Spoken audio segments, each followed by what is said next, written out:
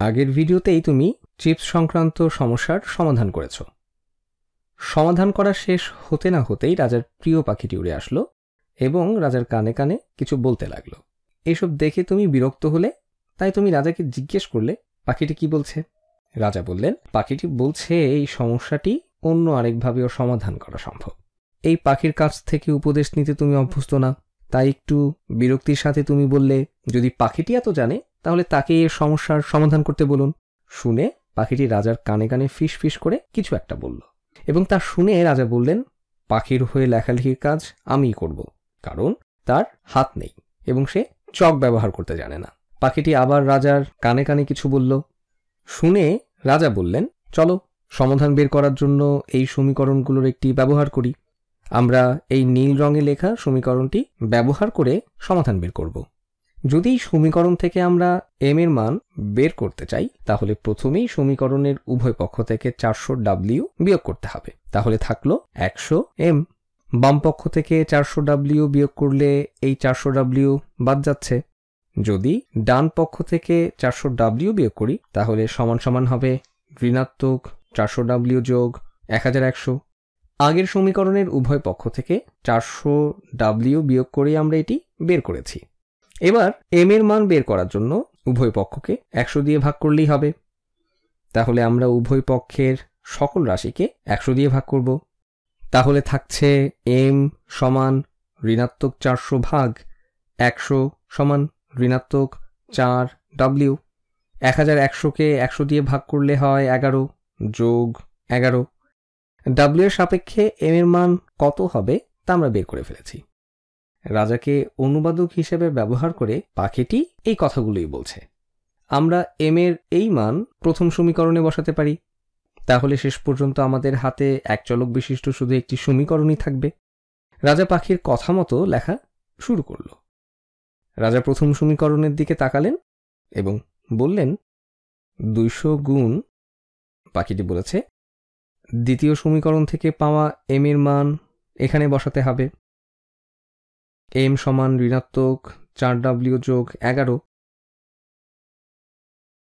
তাহলে এখানে m না লিখে আমরা m এর বদলে ঋণাত্মক 4W যোগ 11 বসিয়েছি।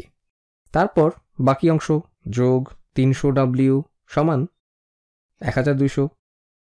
আবারও বলে নেই, প্রথম সমীকরণে আমরা যেসব জায়গায় m পেয়েছি সেসব জায়গায় m এর বদলে এই মানটি বসিয়েছি।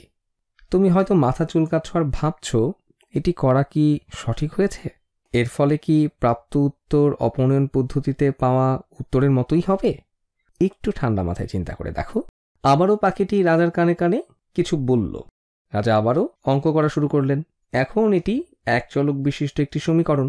তাহলে প্রথমেই 200কে গুণ করতে হবে। তাহলে 200 গুণ ঋণাত্মক 4W সমান ঋণাত্মক 800W। 200 গুণ 11 সমান 2200। তারপর আছে যোগ 300W সমান 1200।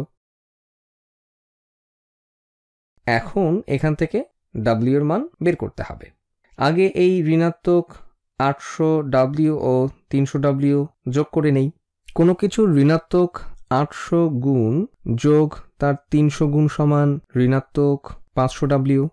এখানে আরও যোগ 2200 আছে সমান 1200। W এর মান বের করার জন্য প্রথমেই আমাদেরকে উভয় পক্ষ থেকে 2200 বিয়োগ করতে হবে। 2200 বিয়োগ করো। বাম পক্ষে শুধু থাকছে ঋণাত্মক 500W,